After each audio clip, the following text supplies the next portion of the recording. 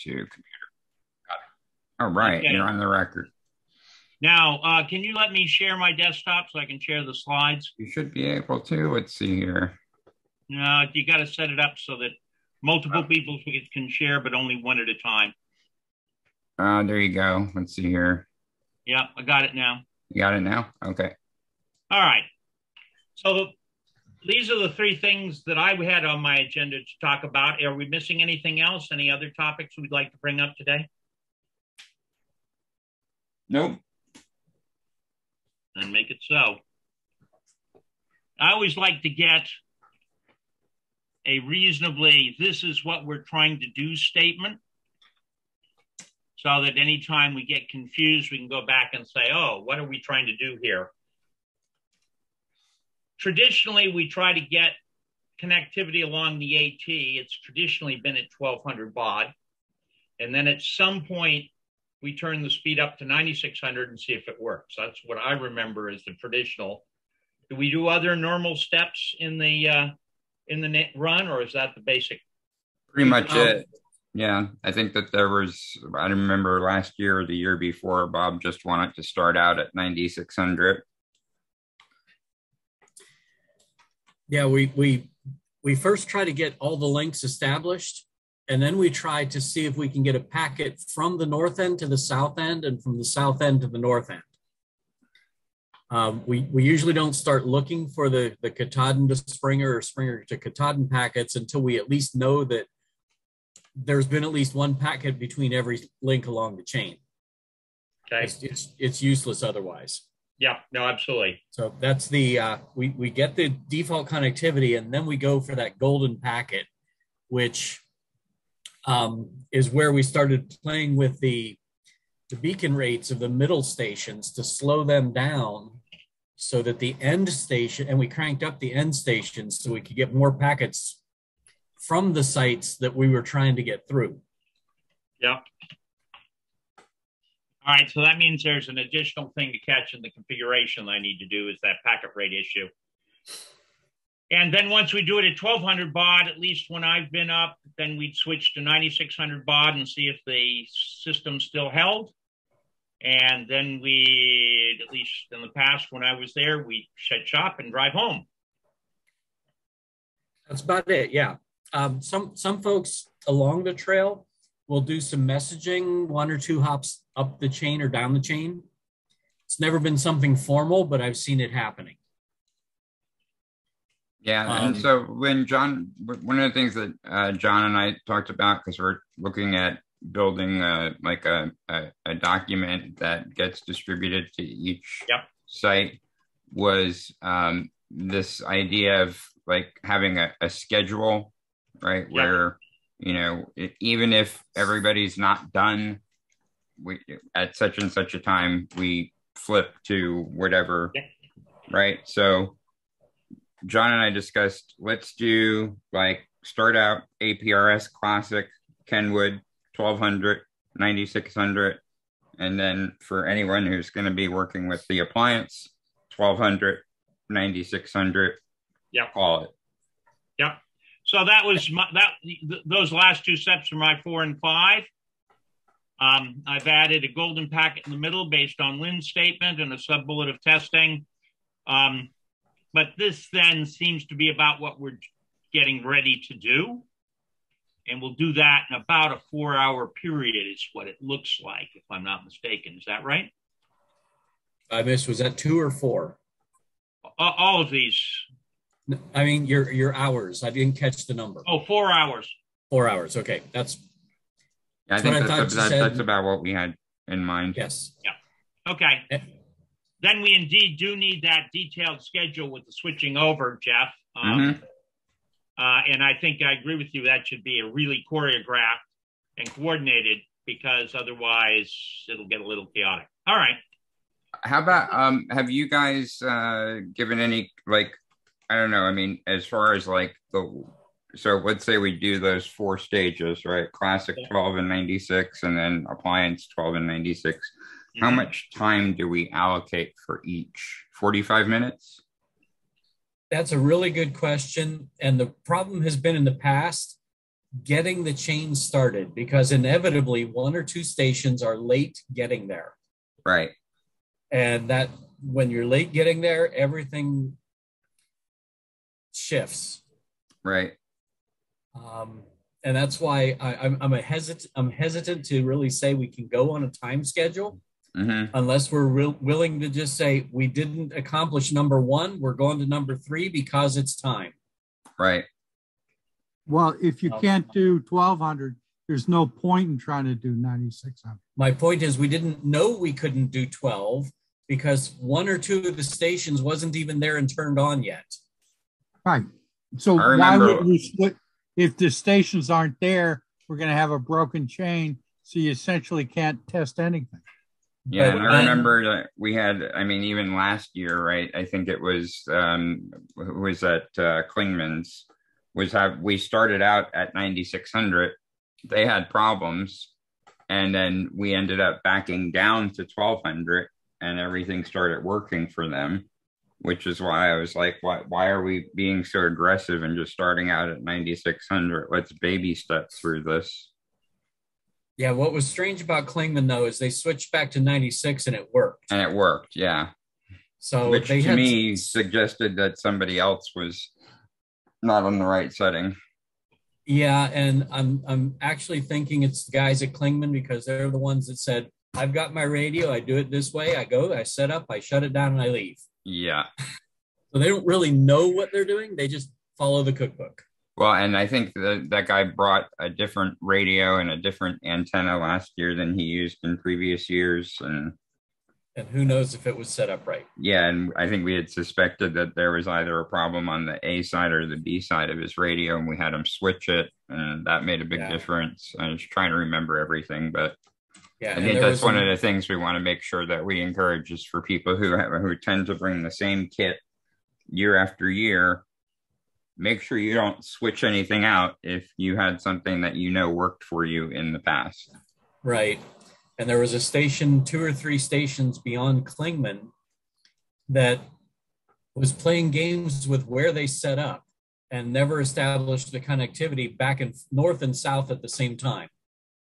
They went one place and they got north, they went a different place and they got south, but they never, in my memory, actually got north and south. And that was the whole this past year. So that's where I'm looking forward to next week's presentation. I'm wishing, like I'm sure you are, Jeff, that every single site had someone on the call next week, because it's going to talk about the criticality of where you set up. And some of these guys don't get it, that they just think, oh, I'm on the peak, that's good enough. No, it's not. Yeah. Moving 150 feet in one direction makes a world of difference on the propagation line. Yep. But that's for next week's call, not tonight's. Yeah, exactly. So, and next week we do actually have a scheduled speaker, but I do not anticipate it taking the whole time. So I definitely want to allocate a good chunk of the call to what we're talking about now. Yeah, I am right that next week is the propagation studies, right?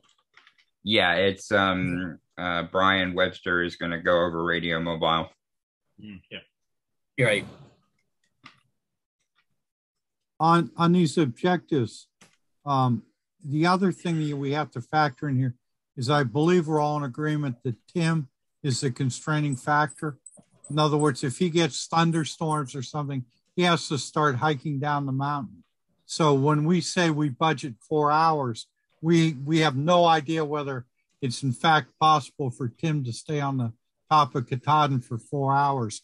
So that's why it's really, really important that we start number one on time, because there's some station delays an hour getting set up or they're an hour late. It just really screws everything up. That's a fact. So we actually need every piece in the chain to achieve that. 100%, that's fact. We actually don't need to have every piece in the chain working to be able to show that the rest of the technology works. It'd be nice if 2 was inserted at 3.5 as well, if we actually had the whole chain. But 4 and 5, as I understand it, it's only the northern stations that are planning to have the Direwolf solutions. Those are the only ones who have signed up with it so far. That's what I've noticed. Okay. Yeah. The golden packet is in fact a bulletin, in case nobody ever remembered that. Oh, actually, I didn't remember that. Yeah, so I wanted to talk, that's another thing that's going to go on the document is what is the format of the bulletin, right? Well, Yeah. we've actually called a simple beacon the golden packet.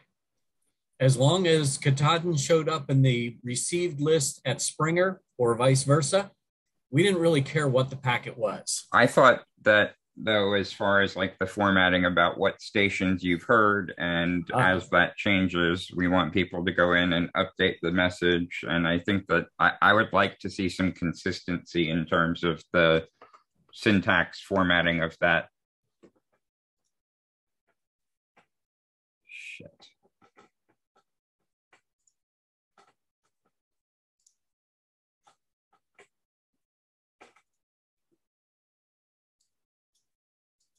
Easy from the menu system. Sorry, I lost connectivity there for a moment. Say that again. That the goal of communicating the connectivity in our status packets, our beacon packets, means we need to be able to configure that on the fly, which the 710 makes easy in the menus. Right.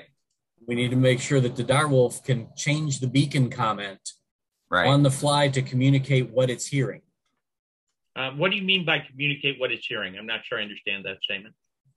For instance, if I was at Springer, yeah, I would, and I'm only copying Klingman's dome, I would put a CP:2 into my beacon comment. And then as soon as I got something from 4, I would change that to CP2,4. Okay. When 3 shows up and 5 shows up, I change it to CP2-5. To mean I'm copying everything from 2 to 5. And every station along the chain should be updating their beacon comment to say who they've seen so far. And then, of course, when we switch to 9600 baud, we need to reset that back to nothing. Sure. And start accumulating a new list of who we're seeing. Got it. And it's not uncommon for some stations to not be seen or at least noticed by some stations in the middle, but yet north and south of that station are seeing each other. We've had issues. I firmly believe that some of the stations don't have their beacon turned on. Mm-hmm. They're sitting there, they're digipeating, they think they're happy, but in fact, they've never sent out a position comment. Yeah. So nobody knows they're there, except we have north-south connectivity over top of them. Right. So that's where Jeff is saying he would like to see some standardization of what we would expect the comment to be modified to say. Got it. And I mean, as much as I would like to see consistency between Classic and the Appliance, I'm willing to be forgiving on the Appliance portion of it, but not on the Kenwood Classic side. Got it. Right. And that's reasonable. There's some tricks one could play, but for this time around, really, I'm listening to what I think I hear Lynn saying, and I just want to make sure these things actually work the way we think we do. And then we can go back and polish them later. Okay. Right. Okay. So this is approximately what we're doing. However, you just added an item to the here. So we need a comment for that. I've got a question on the PAS, but we also have to configure how the comments for who we hear. Yep.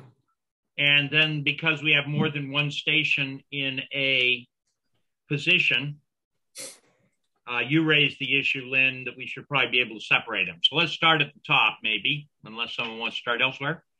What do we have to do to get the to meet the FCC requirements? Because that's the one that sort of tickles yeah, me. that's something we needed to talk about for sure. Yeah. Yeah, the first entry of your beacon comment, the freeform comment string, should be your call sign.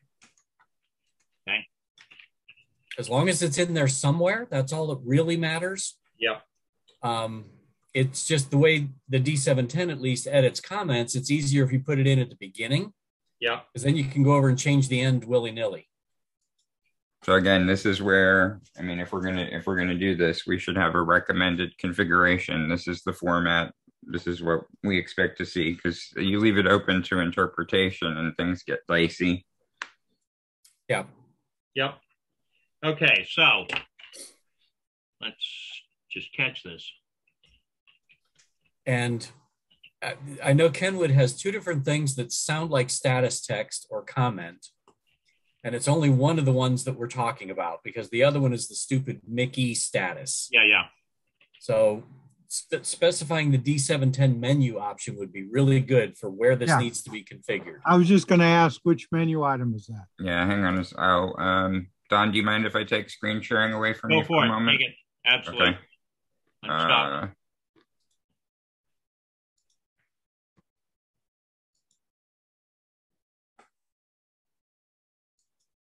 Oops, let's see here. Radio program data files.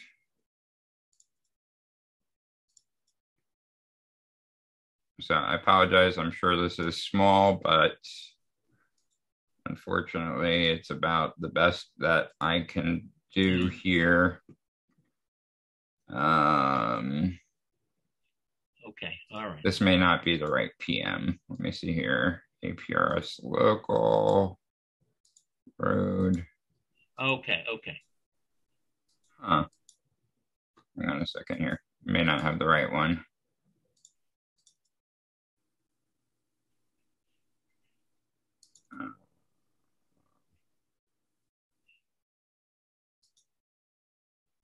Yeah, here we go.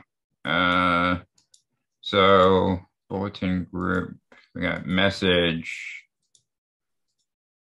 Yeah, so that works. That's like what I was doing. This was 2 years ago. Okay. Yeah, and that's where you're at Springer, so you don't really need to have Springer 1 in your text, or were you at Klingman's? I was at Springer, so technically this should be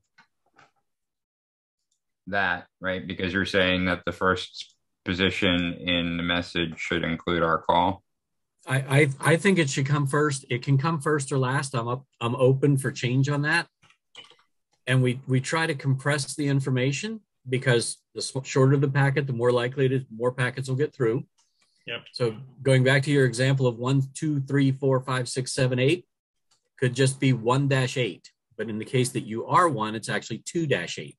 Right. So yours would be 2-8 space 10. And you don't even need the 73, because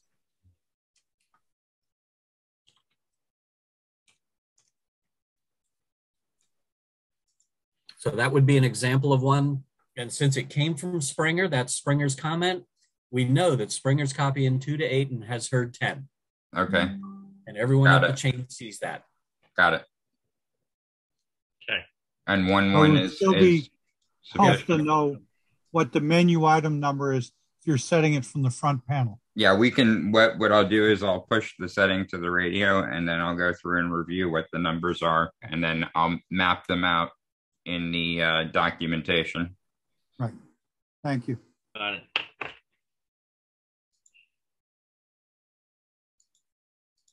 All right. Yeah, the 1-to-1 is definitely important. Okay. It's in every packet. What's important? I'm sorry, miss. Oh, yeah, hang on. Let me share this back out again. It's in every packet. Yes, I understand. Sorry. Thank you. The Kenwood can do like a 1/2 or a 1/5. Yeah. I'm familiar with the syntax. Yep. Just want to making sure everything else is. So, and then this kind of brings up, are we going to add a third hop 7.7? And if we're not going to add any additional sites this year, then that's unnecessary. And that is actually. Go ahead. No, go ahead. I can't get any buy-in from anybody here to set up an additional site. I haven't tried super hard yet, but the two people I was depending on to pick up Stone Mountain or go to Springer, and I would go to Stone Mountain, neither one of them are committing to it. Yeah, and if we do that, it really only needs to be done at the end points. The center, like from 3 to 14, can live with a hop 7-7, hop 7-7. Okay. Because that'll get them out both ends. Okay. It's only the ones within, however far we extend it, of the end that needs to add the third hop 7-7.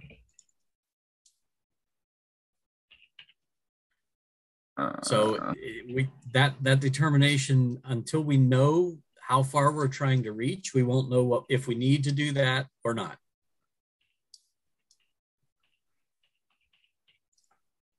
Okay, so if we don't add any additional extensions beyond the basic chain, we just use one. We just use hop 7-7, hop 7-7.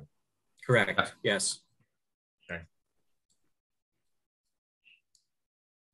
I just want to try a hop 14-14 and see what happens.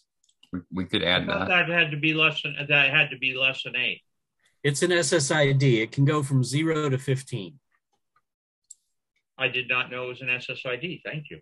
Yeah, anything after the dash is an SSID. It's coded in the 4 bits in the AX25 thing. No. But I suspect that the number attached to the hop, we might be limited to 9. Hop 9 would be maybe the max. Because I'm not sure how the first part of the number is picked up. But I'm going to play with that here. I'm thinking I'm going to try to set up a D700, a D74 as one end, the D72 digipeating, and the Pi. And I'm going to have 4 stations sitting here pretending they're on the chain. Yep.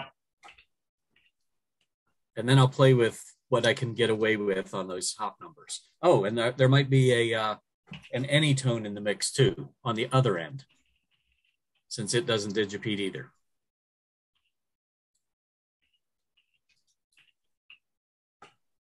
I'm just trying to go through here and confirm these from. Oh yeah, that'll have your menu number. Yeah, this is all the menu numbers from Bob's original documentation. Set speed off, altitude off, position limit off, which I think is packet filter type.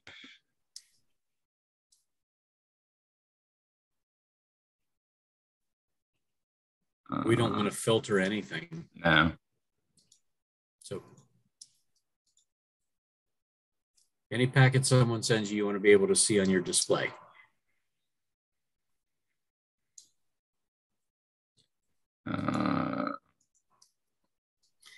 The UI check time is an interesting number.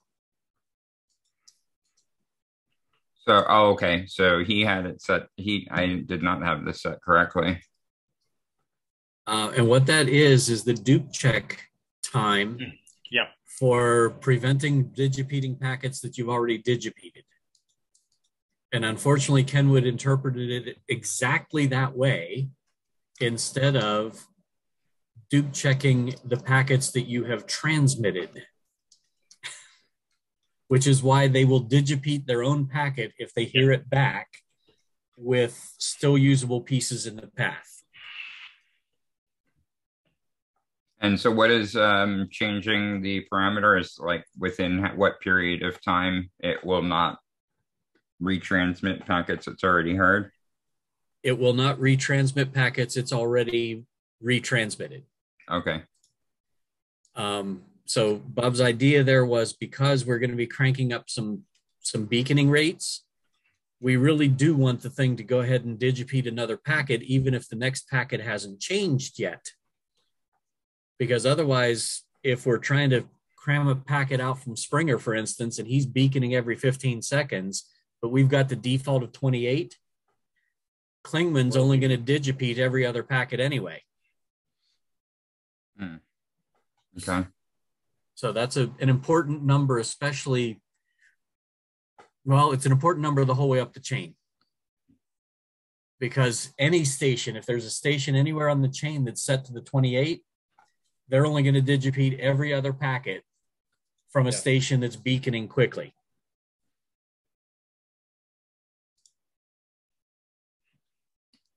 Display was interrupt always 10 seconds. Auto reply message is off.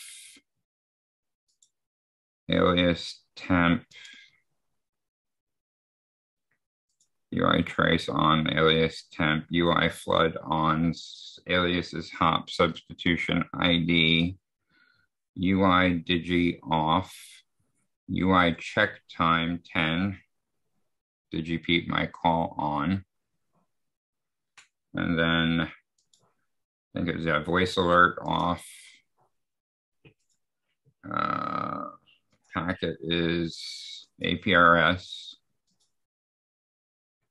Type others, hop 77. Method. Auto. Initial interval. I think didn't we start down low? I mean, he had an initial interval was 10, and I remember like the first thing he would say was go down to 1 minute.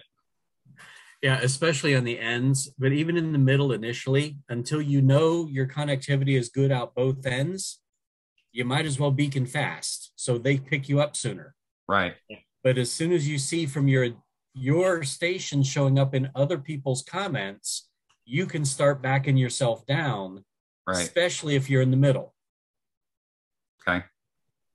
So that's where people really need to understand how the propagation extends outwards to be able to make their own call on that. Got it. So that's another one done on the list of future things we'll need to configure on the fly. In addition to the comment string is the beacon rate. Right. Which while Jeff's looking through this, I have an idea on that, but I haven't wanted to go on record with it yet. So I will now. Sure. If we have the Wi-Fi connectivity or Bluetooth connectivity to the Pi, yep, to Direwolf on the Pi, yep, we could actually have Direwolf set up not to do beaconing, but to do the digipeding, and use APRS FI app on an iPhone. Yeah. Or I'm not sure if APRS Droid will do it, but my test host can certainly be made to do it, that all the beaconing comes off of the cell phone through Direwolf. We can absolutely do that. And that way, configuring the comment is out there in the user's hand, not buried inside Direwolf. Yep. Beacon frequency is in their hand. They can see what all packets are coming in their hand. And they basically get a nice UI. Yep, absolutely. And let the Pi just sit there and be the digipeder. Yep, that is absolutely straightforward. Okay, I was going down a different path, but I like your model. Yep. Yeah, it does require some connectivity to the Pi from the cellular device. Right, and so for all the Direwolf systems, and for those who show up at Nearfast, we'll practice it. But for all the Direwolf systems, you can't do messaging or anything else unless you connect to it with something. And it looks like APRS Droid, APRS FI, or if I have a laptop, there's a piece of software. I forget who the author is, but it's got a really nice map and all sorts of nice features on it that connects nicely. And we can do beaconing from any of those three. Well, there's also an Android app from that same Windows author. Happens to be called Test Host right now. Okay. Yes. And I've been running it for I don't know how many years. I thought of all this while I was on the bike event 2 weeks ago. Yep. Because I was running mobile iGate with my phone and my D74. Sure. Right. Okay. All right. Yeah. So that's a change. And I'll have I just captured on my slide, for Direwolf, do the beaconing from the user interface, not Direwolf. Some folks may not have the user interface, so being able to configure the Direwolf to beacon for those folks would be good. But everyone around's got either an iPhone or an Android. And if they do the hotspot, they can connect their Wi-Fi and everything should be fine, right? Right. No, that's the design.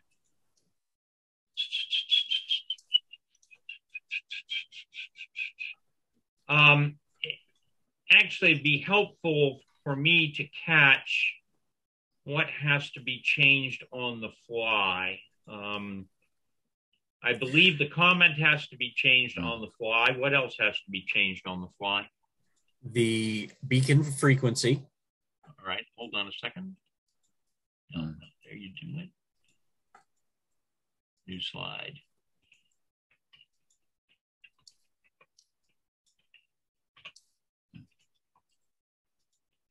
So comments have to be updated. Beacon frequency. Yes. And in some cases, we may actually ask them to modify their path. Oh, that's an interesting one. Okay.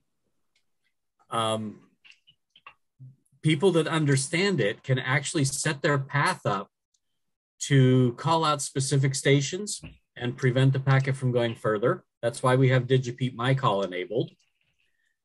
You may want to only do like a hop 7-2. And you'll go 2 stations out in both directions, but not pollute out to the ends. Yep. For some messaging efforts or whatever you're trying to do there. Yep. But if we're pulling the UI and the beaconing and the messaging into a handheld device, that handheld device is actually setting that path, not Direwolf. For the beaconing, absolutely. Well, even the messaging. You sure, yeah, no, for the messaging, you're correct also. Yeah, so, and digipeating doesn't use the path, it just uses hop and whatever it received with decrementing. Yep. So by getting the UI out of Direwolf, there's a whole lot of things we're not going to need to tweak in Direwolf. Got it. Absolutely. And I can go start playing with that configuration and that approach. And Lynn, unrelated, do you remember what this is for?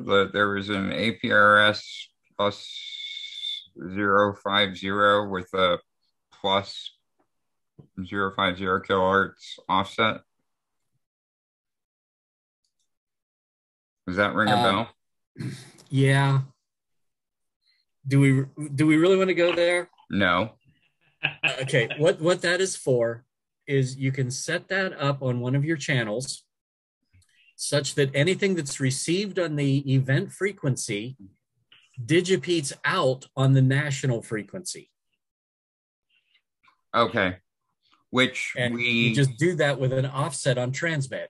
Okay. So yeah, and we did talk about, and how would that work though with the hop? I mean, the going into APRS-IS with a non-standard hop count, how would that impact?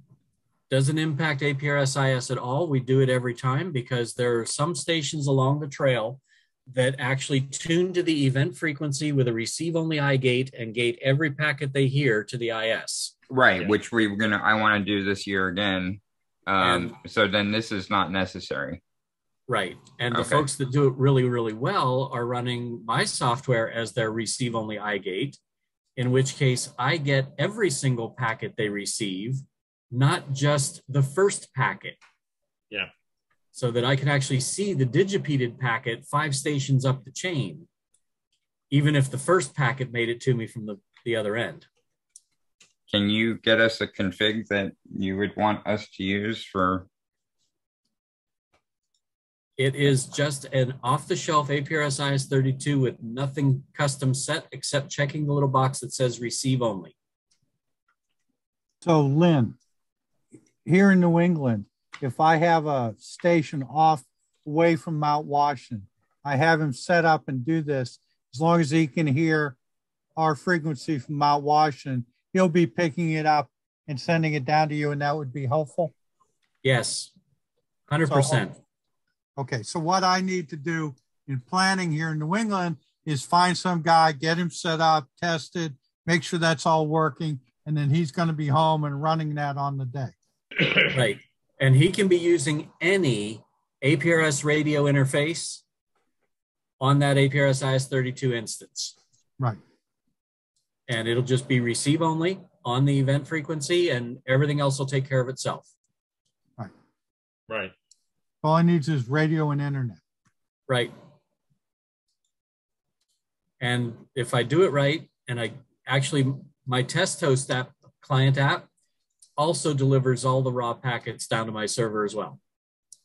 So if you're using that as your interface to Direwolf and you happen to have cellular data where you are, I'll see every packet that your Direwolf sees. Okay.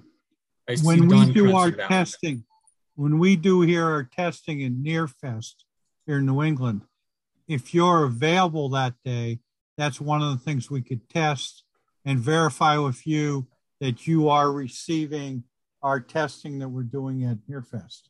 What day is that? Good question. Let me find that out for you. And I'll even tell you how you can verify that I'm getting it without me even being around. Yeah, or we call you up on the phone. No, just run your own APRS IS-32 instance with a different CWAP feed, and you can see all the RF packets that I'm seeing. What is this now? It's going to be April 29th and 30th. April 29th and 30th is that's currently a Friday and a Saturday. And we'll probably do most of the testing on the 30th. That's empty on my calendar right now. Or is it? Wait, April 30th. Right. Yep. I'm going out of town on Sunday for my anniversary, but I'm there for Friday and Saturday. Well, congratulations on your anniversary. Well, thank you. It's been 38 years. Well, congratulations. That's wonderful. 28 years. 28 years. I always find that it's helpful if I get that number right when I talk to my wife about it. Hey, I remember what year I was married, and that's good enough in my book. 38 years. Wow, really? Man, I got to prime my kids. They got 12 years to plan my 50th. They did well on my 25th. They called me up and said, Daddy, Mommy stresses too much about trips, so we want you to plan a trip to Costa Rica for her for your 25th wedding anniversary. We'll pay the transportation, you provide the lodging. Okay. Well, that sounds like a wonderful trip. It was a fantastic trip. I did have to break it to my wife and say, okay, do you want to go to San Jose in the city or do you want to go to the beach? Of course, her answer was both. Yes, of course. Yes. So we booked them both. There you go. Nice. So what were you saying about CWAP? Oh, okay. If you wanted, I got to get something up to remember the port, but configure a new port of type CWAP. CWAP port, yes. Okay, a CWAP is nothing special. It was originally designed to handle the Citizens Weather Observer Program stuff. Yeah. But in fact, it's just a receive-only APRS-IS server-style connection. Give it a name called RF feed or whatever you want to call it.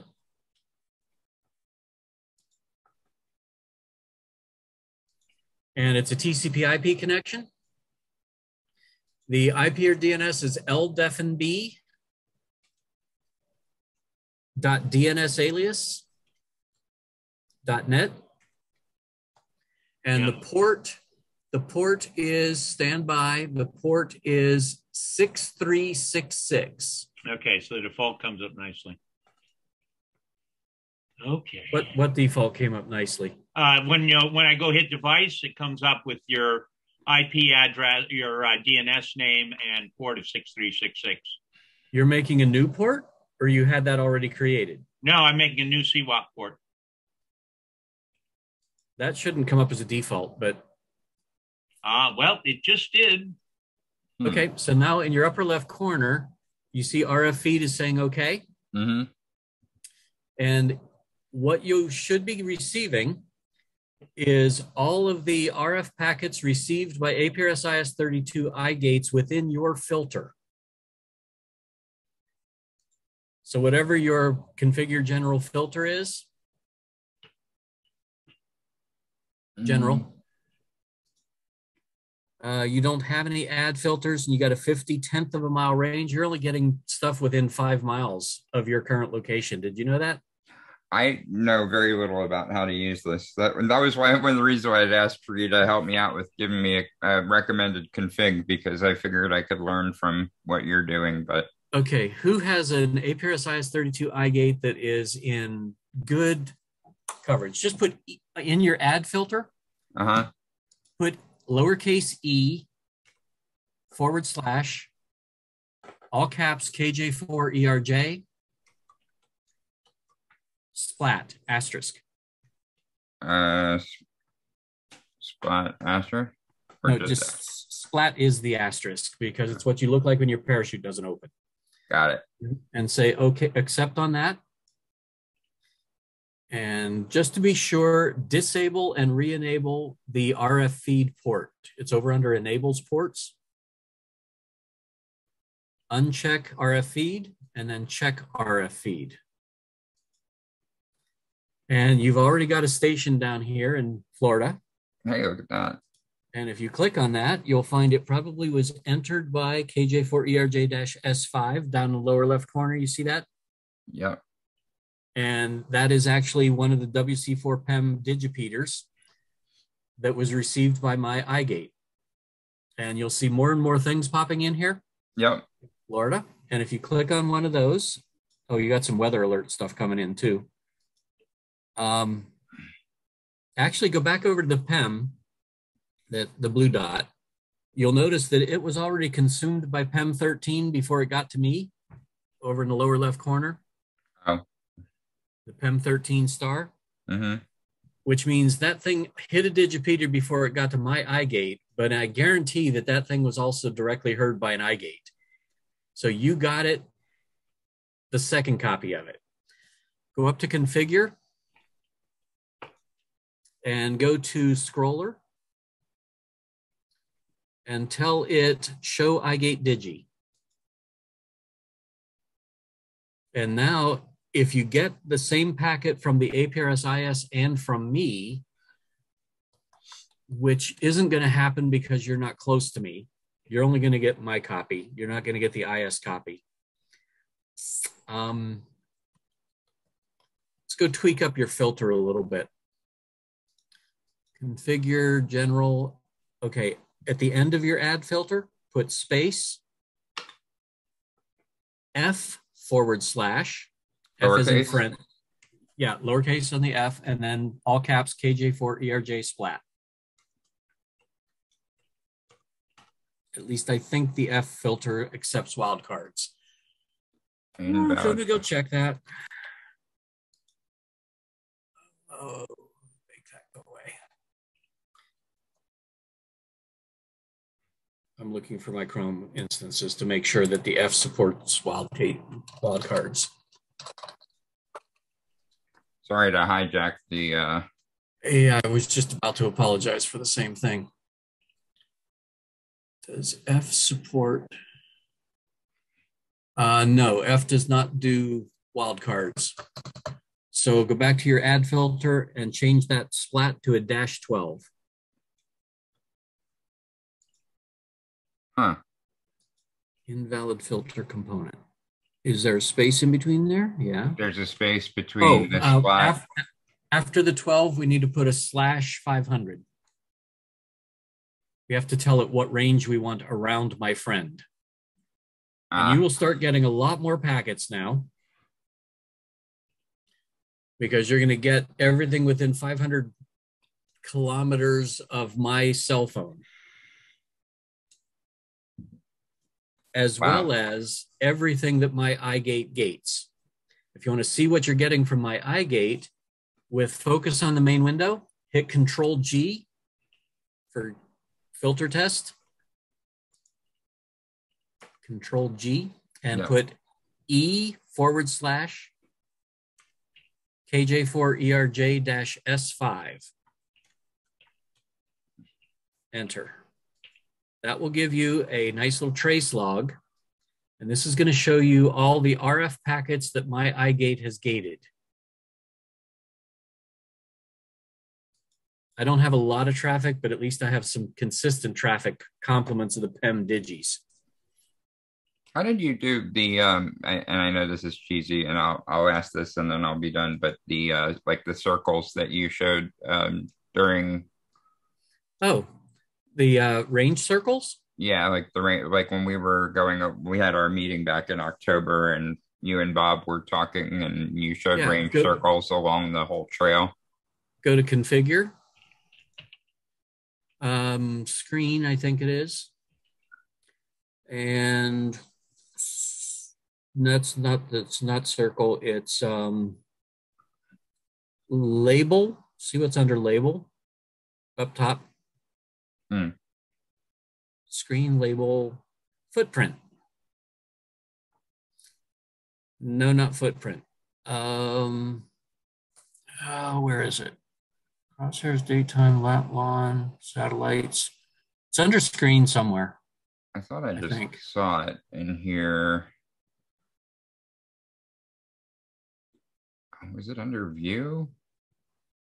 View does not affect what shows, it affects what you're seeing. It's like filters.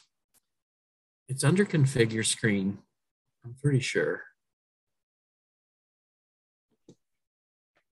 Okay, you're going to make me bring up my instance and look. Here, instance. But I'm also, you're not going to see them across the whole East Coast because you're not drawing a planetary feed. How do I do that? Do you really want to? Yeah. Do I really want to? Absolutely. Go to configure ports, APRS-IS, hit device, change that port to 10152. That? Like that. Brace yourself. Look at your scrolling packets on the left-hand side. There it goes. Zoom out. Yeah, zoom baby. Zoom way out. Fuck yeah. That's what I'm talking about. This is what mine looks like all the time. Sweet. So now if I show circles along this, that should give me a much better.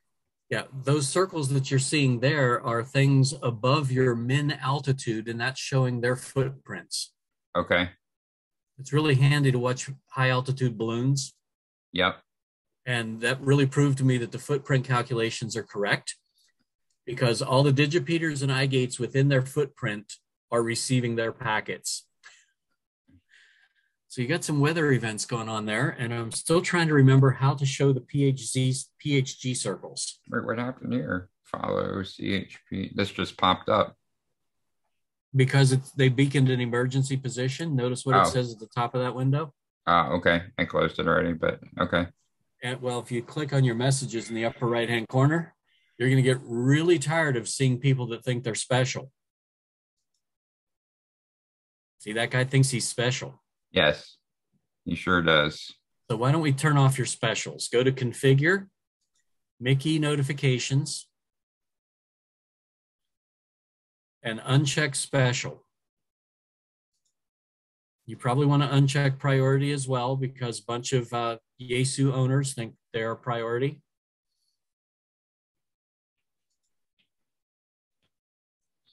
Those are usually the two that are most offensive. Now under clear, okay, that's guy's beaconing emergency. I really don't recommend people turn off emergency, but I'll show you a trick you can do with him when he comes up again. So go to configure, One other thing we wanted to do in there was what? Oh, no, clear. Clear, not under configure. Clear Mickey notifications. You don't have the latest version. 2020-0501. Oh, you're not configured to run the development version. I guess not. So you're not getting the latest. Anyway, next time one of the emergency stations jumps up in front of you, stop and I'll show you what you can do about that. Okay. And Don, if you're playing with APRS IS32 in this mode, I think I saw you following along what we were doing. Yep. When you get a station that pops up beaconing special or priority or emergency, you can click on that station and tell it to ignore. Yeah. And whenever that station says that again, it will completely ignore just him. Like, okay, we got a pop up here. That station right dead in the middle. Mm-hmm. Click on it. Another one jumped in his way. Click on it and see that flashing, please stop. Mm-hmm. Click that. And then it will ask if you want to ignore future notifications, say yes. Got it. Because somebody beaconed a test alarm. So now you can close that guy and he won't bother you ever again for a test alarm. Do that to this guy who's beaconing emergency. Tell it to ignore Mickey status. And no matter what he beacons for Mickey, it won't get in your face about it. Same thing with this guy. Okay. Cool. Yeah, when you start drawing a planetary feed, you see all of them. I guess like when I go to your site, I don't see anything about development builds. Oh, because you didn't look in the right place. Click on FAQ. Down, FAQ. FAQ. Oh, here, I'm going to get rid of another.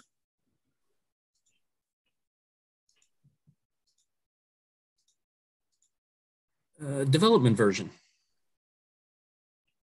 It says edit your XML. Okay. And change the thing that says update.development to be 1 instead of 0, but don't edit your XML while the program is running. Yeah. The most popular thing people do. Let's see. And look for development in there.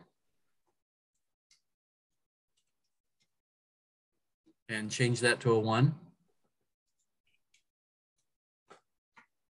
And rerun your program. And then do a help about. Oh. And tell it to yes, you want to download the 2022 version. Well, heck yeah.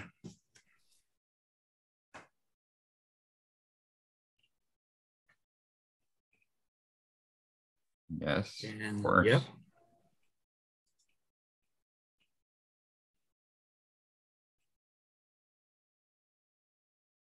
There's a lot running on this machine. That's why I was wondering if you really wanted the planetary feed. That's okay. So now Clear should have a Mickey statuses. It does, but there's none here, so nothing to clear yet. Right. Okay, cool. Very neat. So I still haven't found where to turn on the range circles. I swear I saw it before. Oh, and by the way, the planetary feed will sometimes hang your client for a while, especially when the Russians were spamming the APRS-IS with random stations. Oh, fun. They were slamming upwards of 100 packets per second from random stations at random locations to hide real APRS activity. Wow. First detected by APRS-FI. Oh, there it is. You're right. It's under screen. Not configure screen, but screen. PHG range circles. Do you want full-size circles or half-size circles? Okay, so I did full. And when labels are suppressed, PHG range circles are also suppressed because I can't draw the screen fast enough. Okay. So you have to zoom in so that your labels start appearing again. Or we can, there's your range circle. There we go. Okay, I saw one. Now, if you want to make it visible more often, go to Configure Screen.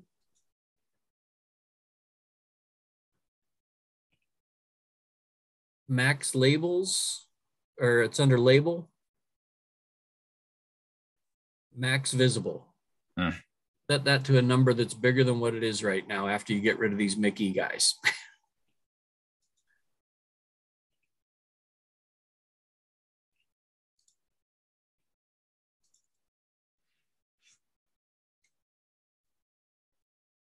And you can figure out what a large number is based on the performance of your machine. Got it. Cool. What are these green circles showing us? Covered. They are the PHG, the power height gain interpretations that gives you a range. So it's the theoretical range of the station. It's an estimate then. It's an estimate based on the information that they're beaconing in their PHG packet. And when you go full size, that's marginal actually. Half size is much more representative of good reception of a mobile. The green circles are good for fixed stations. The red circles are really the range for mobiles. So this works really good in Kansas, not so much in the mountains? It works well in the mountains as long as the PHG author, the guy that put the PHG numbers together, understands what they're meaning, because it's actually height above average terrain. Right. So as long as they configure it as, yeah, I'm on top of the mountain, I'm high above the average terrain, not just high above my mountain peak. Yeah, here's a nice mountainous area, the Rockies. And it does require people to do their PHG. Now, if you want, you can just go turn off all the Mickey notifications. Just turn these off. Yeah. Yeah. And you notice you had to confirm the intention to turn off emergency. Yeah. Got it.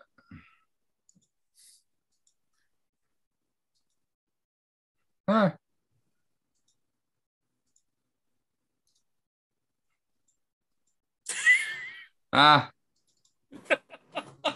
Welcome to the world of the planetary feed.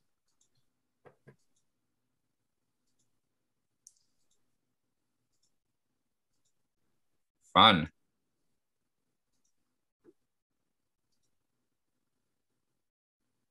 I'm guessing I could probably go and edit the XML and turn those off too from yes, there. You can. Yeah. Everything that's there is in the XML. That's the only place I remember things. Cool.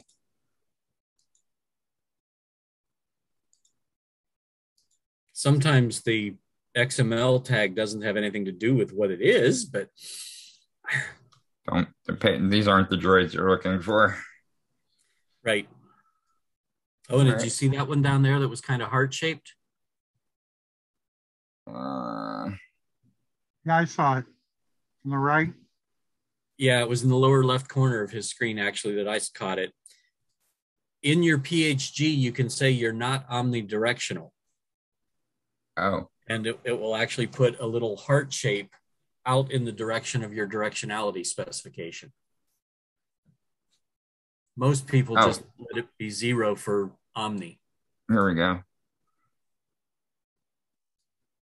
Interesting. Where is PHG set up? I'll just click on the station that's showing you one. And that's down here in the lower left corner. The last packet you got from him, unfortunately, is telemetry. So click on the top part of his pop-up menu there, and it'll give you the station information. Top part. Oh. No, his little pop-up. when you click on the station. Mm-hmm. If you go to the top above that bar, any one of those will give you a little pop-up information block about him.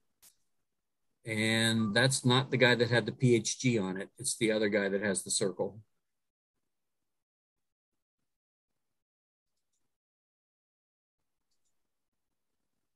That guy has a PHG of 49 watts, 160 feet.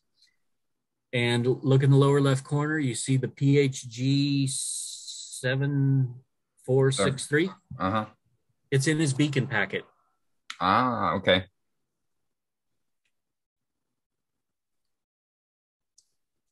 And there's logarithms and powers of 10 and weird stuff in there. Lynn, how did you figure all this shit out? APRS 101.pdf. Study it, sleep on it, read it 50,000 times. Got it. And then feed the planetary feed to your application and find out what everybody in the planet is doing. A lot of long nights. People write APRS clients and they only look at their local neighborhood, and then they release it to the world, and it falls flat on its face when it gets packets that they never expected. Huh. So my advice to software authors is if you can't handle a planetary feed, you shouldn't be writing an APRS IS client.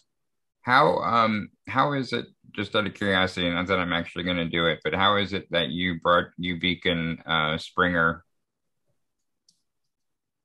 I created objects. Okay. Yeah, it's just an object. And I created one for each one of the stations up the line. You do that in here, or? Yeah, if you want to make it, if you want to make an object, there's a couple of different ways you can do it. That's actually the harder one right there. Go to wherever you want it on the map and right click.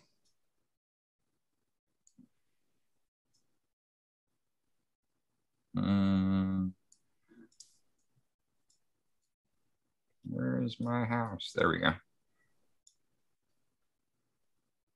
Oh, you want to find your house, right click and say center on me.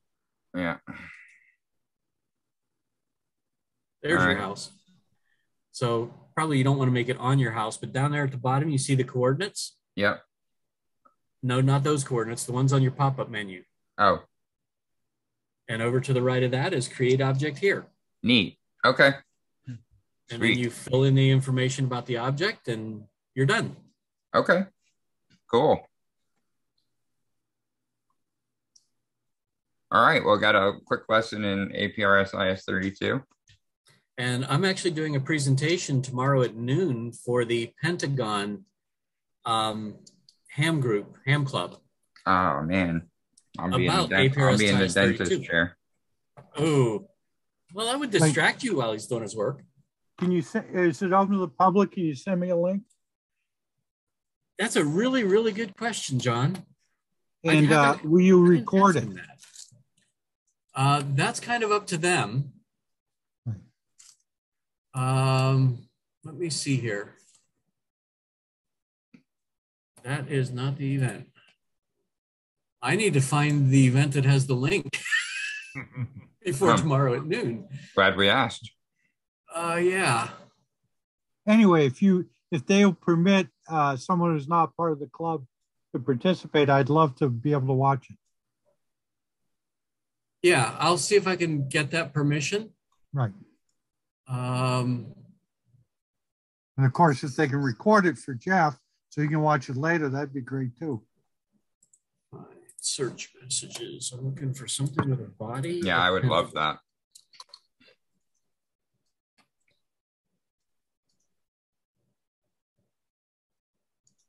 Well, I'm going to go out on a limb. Copy link location. Where's our chat here? Chat.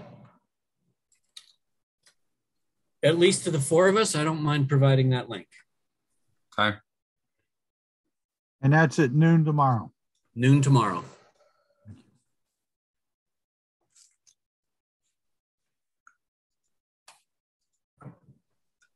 And it's going to be They requested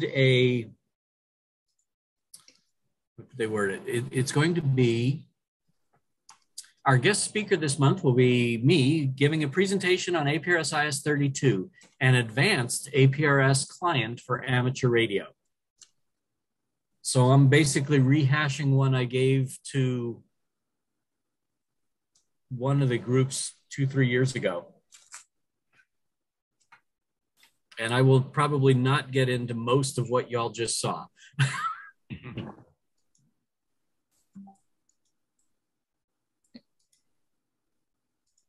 K4AF is their club call sign. And they have a 6-meter digipeater at the Pentagon. Cool. Because when I'm doing a presentation, I try to get an idea of what the APRS activities like in their area. There's not much going on in Washington, D.C. for APRS. I found their digi, and the only thing their digi is hearing is a UI view instance about 25 miles away. And then I realized they're on 6 meters. Okay, getting back to the Appalachian Trail. Why don't we give Don the presentation back? And before we move on, just to bring this full circle. If I have someone at a location not on one of the mountains who can hear the mountain, and if he sets this up as and properly, then it will send the packets back to you, which will help you in your shocked potato roll. Yes. Okay. Because and what I do, go ahead. So one of the things we want to do, Don or Jeff, in our documentation is document I don't know what we want to call these augmenters off the mountain, document how they need to be set up. For what is this for now? The Appalachian Trail Golden Packet Event monitoring stations. Okay. Monitoring eye gates. No, don't call them an eye gate. They really are an eye gate, but call them monitoring stations. What about them? How to configure APRS IS-32 to B1. The issue sort of being on Mount Washington, we have no cell phone coverage. And that's how Lynn will know what I'm receiving on Mount Washington, because he'll then see all the packets, right, Lynn? I'll see the ones that you digipete and that they receive. Yes. Right. Which should mean that if that's all working properly, you'll know what station south of me I'm hearing. That's which is what you need to know. And when you're hearing Katahdin and digipeating it. Yes. And so ideally, we'd have some more monitoring nodes other places along the trail. The best year I had 3 different feeds coming in. Last year I had 2.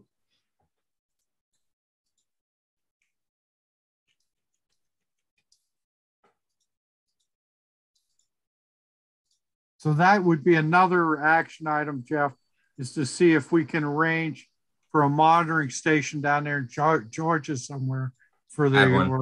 We had one. Well, that was probably one of the 2 that Lynn's referring to. My friend Ben came with me. He had an SDR play and an iPad with I think a Raspberry Pi.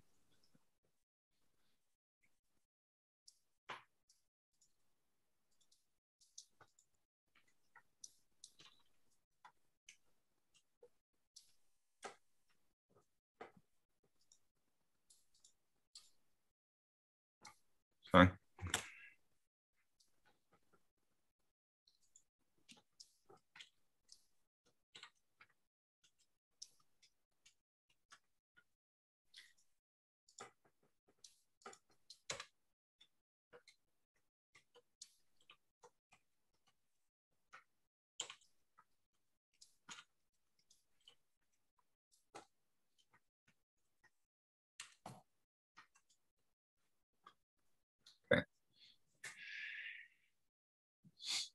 Just making notes of things while I still remember. What else do we have to go over, Don Meister? Well, we have one key thing which is still needed. What's that? Let me share my screen. Let's see. And that is for the config. We are potentially having more than one station at the top. We will say we'll have a traditional one and a Direwolf one for discussion. What do we do to change the name, presumably, of the Direwolf one? I was just looking at the names, and the obvious thing is to add a D at the end of the mountain or the position name. But does that work? Oh, for the tactical call, you mean? Yeah. No, we have a lot of stations that are already 6 characters. Okay. My original thought on that was would just number them the reverse order, but that would get really, really confusing to people. So I'm not going to say that. I like your idea, Don. We're certainly unique enough. We can just replace the last character of a 6 character with D, as long as none of our current ones have a D at the end of them right now. I can do a check on that. I was actually checking just that a second ago. Hold on. Yeah, I like that idea. Our numbers of 1 through 14, do they have any meaning? Yeah, they do. They are the order of the stations from south to north. Right. So if that's a 2-digit number on the end, yes. Could we, instead of 1 through 14, could we make it 21 through 34 for the no, digital? Because AX25 limits us to 0 to 15. Oh, so we can only wait in valid SSID values are 0 through 15. But I can state that for our standard mountain names, none of them end in D, so we just drop the last character and we'll put in a D. Could we change? We can't change the dash, right? Cannot change the dash. It's actually in the AX25 header. Yeah. It is up to 6 characters, alphanumeric characters, uppercase only, and 4 bits of SSID, which is why we're limited to 0 to 15. So then maybe we just do it in the bulletin. No, it needs to be in the station ID. Oh, yeah, no, it wouldn't. Yeah, okay, never mind. And what I'll do is I'll just drop the last character, and the last character will become D, and now they will. Would it be better to change the first character? I thought of that as well, John. And I think it's better the last character because people can realize Sam's point, they're still hearing Sam's point. Okay. And it's only when they want to differentiate between the D and the other.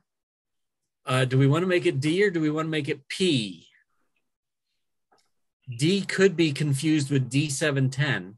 Yeah. Where P is guaranteed to be pi. Yep. It is. We don't have any station that ends in a P, do we? Let me just recheck. We do not, that I'm aware of. Okay. Lynn, I'm confused. We went through this hop so we could get more hops in there, but what would we do if we wanted to have 17 stations in the chain? We would have to number them between 0 and 15. Yeah, we'd have to reuse numbers. But the beginning of the ID is still unique because of the alphanumeric aspect. So there really is no magic in that SSID. If everybody used a 1, like Springer-1, Mawaj-1, Katahdin-1, it still wouldn't affect anything, right? That is correct. Okay. It's just an ID. We just conveniently just for number our benefit to know who comes where. Exactly. All right. That was the last thing that was critical for me. I got captured that. And we've already decided these will be tested sequentially. Sort of, Don. Go ahead. No, because we're not having an easy way for Direwolf to be able to turn on and off its digipeating, are we? No, but we can turn on and off the Direwolf trivially. Yeah. No, what I was looking for is there's no reason technically that we could not have the Direwolf systems turned on all the time as long as they were receive only. And they could be monitoring even while we're using the D710s. They could be monitoring everything as long as we figure out a way to make them not transmit. Well, you can turn off the beacon. You can turn off digipeating in the Direwolf. That means that you have to turn digipeating on in the application, and I found that particular step fragile. Okay. Does Direwolf have anything like my cute little enables RF ports receive only? No, not as you describe it. Okay, because the reason that is in my client is actually because of the UK, because a normal ham licensee in the UK is only allowed to transmit when they are present. And they requested an easy way to disable transmit when they walked out of the shack. And that's why I gave them that. Before I had that, the way I persuaded my iGate not to transmit is I walk over to the HT and I pull the microphone input out. Well, so the amusing thing is, it's actually trivial to keep the Direwolf from transmitting by disabling the PTT signal. Yes. You can just turn off PTT. And how easy is that to do? And comment the line out. Do anything. Yeah. Also, if in the cables we had a switch in the cable on the PTT line, that would be an easy way to do it too. That's harder because basically the only easy way we have access to the details of the cable is to insert a jumper. Otherwise, you have to do lots of surgery. Right. If we put a little jumper in there with a switch, that would also do it, right? No, it'd absolutely do it. It's just I'm trying to minimize complexity here. No, I understand. I'm going to use an off-the-shelf pre-molded cable for my Mini DIN 6. So, we don't want to be editing those cables unless people are really exciting. Right. All right. So we'll be testing the system sequentially, but I will. Direwolf can go read only, receive only. Because if it can go receive only, we can connect that. We can connect that APRS-IS client directly to Direwolf the whole time, watch all the traffic, even while the Kenwood's doing the heavy lifting. Yep. And we'll be able to see that the Direwolf's receiving from both sides long before we actually kick it on. Yep. Yep. That would require them to bring 2 antennas. It turns out I'm assuming I'm bringing 2 antennas anyway, but. So, yeah, guys, I lost me for a minute because my wife was talking to me. So where are we at again now? We're talking about bringing multiple antennas for what purpose? So that we can have the Direwolf station running concurrent with the D710 in a receive-only state. So that while we're doing the D710s that we know are pretty rock solid at 1200 baud anyway, the Direwolf instance can be sitting there monitoring what it can receive from both sides, as long as we make sure it doesn't transmit. Okay. Because then you get into desense issues and multiple packets running up and down the chain, like I mentioned in the email earlier. Yeah, so in the direwolf.conf file, you should just be able to comment out the PTT line, right, Don? Yeah, that's the obvious trivial thing to do. Without the PTT line, it'll never enable PTT and it won't transmit.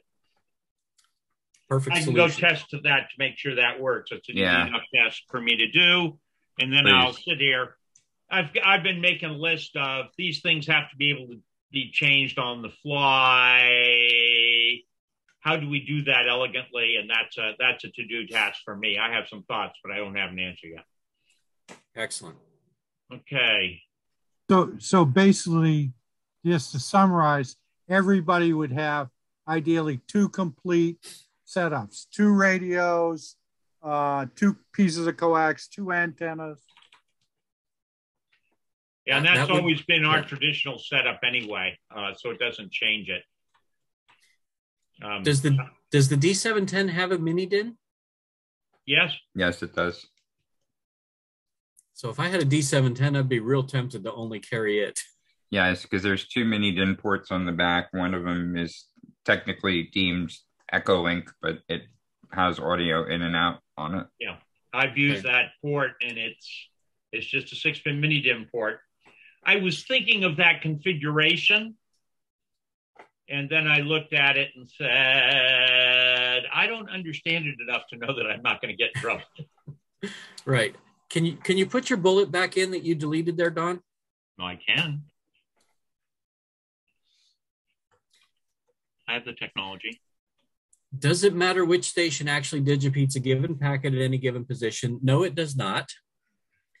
And in fact, if one of the sites is very confident that through monitoring their Direwolf is really doing what they're expecting it to do, there's no reason they can't turn off their D710 and turn on their Direwolf on their own merits.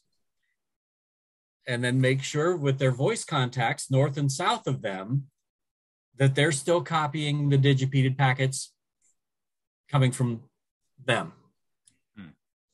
So if there's a solid piece of the chain, a solid 3-station chain with a station in the middle with a Direwolf instance, there's no reason during the 1200 baud testing that they can't swap in their Direwolf and coordinate with their neighbors to make sure that their behavior stayed the same.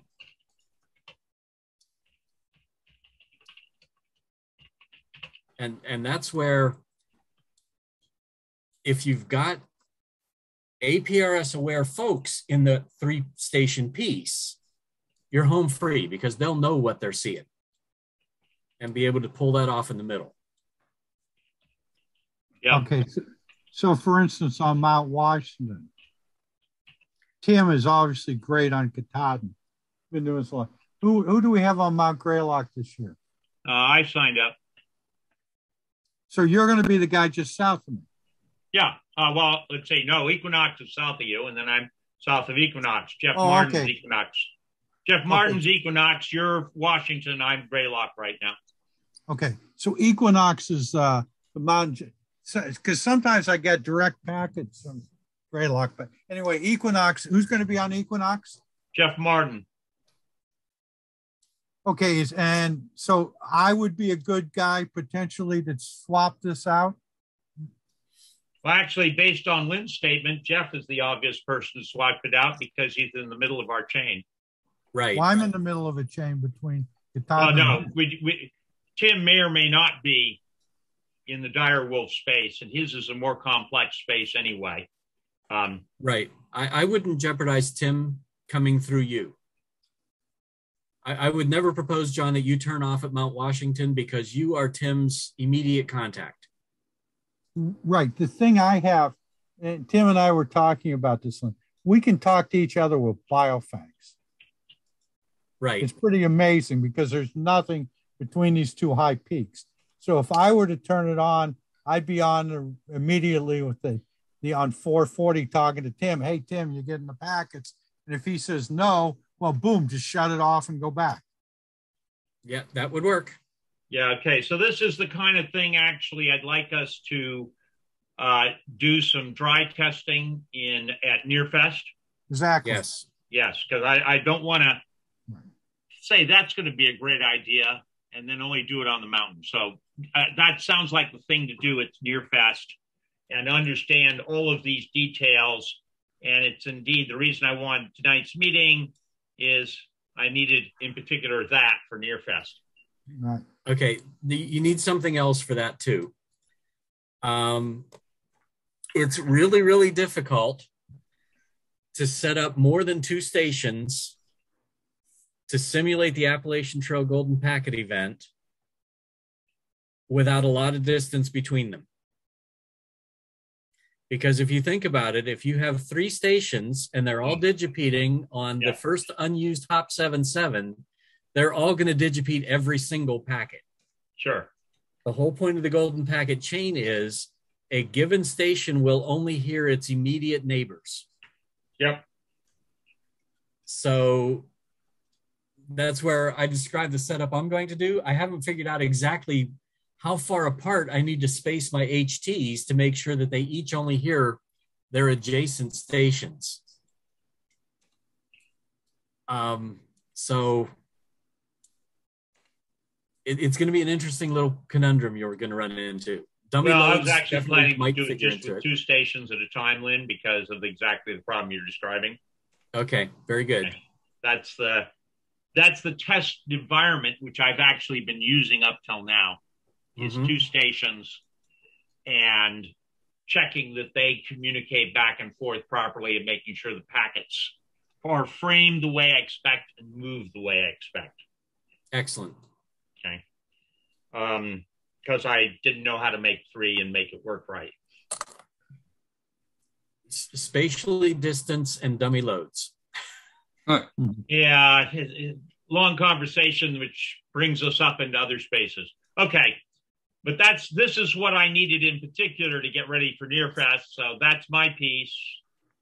This is all capture. What else do we have? I have a question for Lynn on that. We're able to enable filters, right? So I essentially, couldn't I set my up on the Pi and say only Digipede, Katahdin, and Greylock? No, because you want to Digipede everybody south of you. Okay. Right? If but a it would have packet, come through Greylock. Yeah, but that's not what your filter is usually on. It's usually not on who you heard from. It's who the source of the packet is. I got you. So I can't set a filter on who I heard from? I don't know Direwolf's configurations that well. No, I know I'm pretty sure it does not have that. Well, Right. It depends what he implemented. If he actually implemented the APRS filter set, there is one of the filters is a D filter, which filters on the Digipede. Unfortunately, it's not clear. Unfortunately, it's not clear whether the D filter is, well, actually, it still won't work because we're using UI flood. So you don't know that that packet was digipeded 2 stations back because you only see the most recent digipede. Yeah. Okay. And I can confirm that John is showing the most recent digipede. That behavior is going exactly as expected. Right. Now, if you want to put it together a good test environment with multiple stations, you're not really going to test the UI flood features of Direwolf, but you can configure explicit paths. At Springer 1, you could configure a path which says Klingman-2, Roan-3, whatever -4 is, Commerce-4, and you can specify that, and you can do that in your contained environment, and you should see your 4 or 5 different radios in a chain fire off sequentially. Yep. But you're not going to test the HOP7, the UI flood, the substitution, and all that, because you're going to be using explicit call sign digipeding. Maybe we should set up an item for another meeting on a different day of how to set up an appropriate test environment with walkie-talkies to simulate what we want to simulate. Good other question for Don to add to this slide. How to configure, yeah. Right. I don't have a good answer to that. It involves a lot of attenuation, a lot of making sure one station cannot hear another one. Well, to be honest, John and I have been talking about a May exercise where we actually go out, put these things on real sites. Yeah, I would love to do that. And, you know, Nearfest is to get the stuff working cleanly with the next rev of configuration that's closer to what we'll be using, just because we've got people, all sorts of people built this and they aren't all well-tuned. There's the word I'll use. I like that. The my hope was to get a team in May literally spread out so we actually start simulating the approximate behavior, and then we'd have that chain due to distance. And John keeps wanting me to go from Provincetown to Mount Batty, but the Earth's curved. Well, there's an easier way to pull that off that just occurred to me. Yes. A linear trail. I mean, just a walk through the city. Simplex coverage is not very far. If nobody puts an antenna up high, you could probably space yourselves a mile or two apart down the highway and do a test. Yep. You're Walk absolutely through right. the city with your buildings blocking. So actually, I have done some soft statements on that here. On our trails, we need to be about 1.5 miles, 2 miles apart in the Walpole area. Well, you could There you also go. put inline and attenuators into the antenna, cut the power. Cutting the power has an interesting conundrum on its own because we're still line of sight, and you know, we really need the Earth to block us, not really drop the power, especially if we're on a clear frequency. Right. But yeah, it's a whole lot easier to get 2 miles apart down a straight highway than it is for everyone to go to the top of mountains. Point taken. And the whole concept is that you can only copy your adjacent two stations. Yep. And nobody beyond them. And as long as that's met, you're home free. And on top of that, you get your 440 contact the same way. Simplex.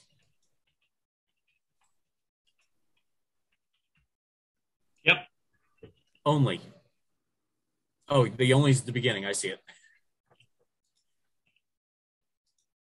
Yeah, that's the key. And I think you can pull that test environment off pretty easy with 3 or 4 people. Yep, you absolutely could. Yep, I see it. Thank you. That's excellent, Lynn. That's super. Didn't think of it until just now. Actually, for that, Lynn, you don't need to, some of the stations could be unattended. John, you froze. Some of the stations can be on the what? Unattended. Oh, yeah. I mean, you could put a DigiPi in the middle that's just sitting there digipeating as one of the stations. Right. Yeah. As long as you trust it to be left alone wherever you stuck it. Leave a guard alligator. Okay. Well, that actually just simplified the test environment because I was looking at the fairly complicated topology off of actually Mount Batty. And what you did is just simplify it, get off Mount Batty, spread out on a trail and get it done, or get on a road and get it done. Yeah. And yeah, very good. That's perfect. That simplifies the May proposal, but it allows us to keep the basic concept of May, which was go out there, set up, and actually dry run the ATGP. Yes, and pull it off in 10 miles instead of 1,000. Yep. Cool. All right, guys. Are we done? That's the last of my slides. Cool. I'm spent. I will send out the updated deck to everyone. Thank you, sir. Fantastic. Thank you all. This has been wonderful. It's been great. Thank you for all your work. Oh, no. Thank you for all the organization here, Jeff. And Lynn, I'll just go set up a shrine in a corner for the APRS god. Yeah, exactly. And so a week from tonight, we have another call. Yes, about radio mobile, radio something. Radio mobile. And then, Lynn, I'm going to give you time to do what, I mean, if you want to, do we want to like put our heads together about what we're going to do to like coordinate all of this? You mean like for next week? No, for like, I think, no, as far as like coordinating the event, like the itinerary and all that, right, is, I'm sorry, I'm not thinking clearly because I'm tired. First of all, I would love if, and all of you guys can help me with kind of cheerleading a bit to motivate and entice some people to actually start joining these knowledge shares. because I'm aside from the one that we had with on DigiPi with Craig, our audience has been very small, and the closer that this event gets, the more important these meetings become. And the not being part of the event when it actually happens and not having that interactivity really takes a lot of the value out. So even if it's a matter of, hey, guys, get on groups.io and kind of cheerlead it a bit and Okay. promote, help me promote the event so it's not always coming from me. I think people are tired of hearing from me. Yeah, and I think I'm going to start it with the one that's coming up next week, because it's going to be invaluable for people to hear why it's important, where you are, and what you're deploying. Yes. And that call is at 7 p.m. next week? Yep, I believe so. Okay. That's what my calendar says. Yep, same bat time. All right. Sweet. Thank you all. Guys, this is great. It has been a pleasure. This is going to be a really cool year. Yep. I think so. All right. Take care. Well, Good night.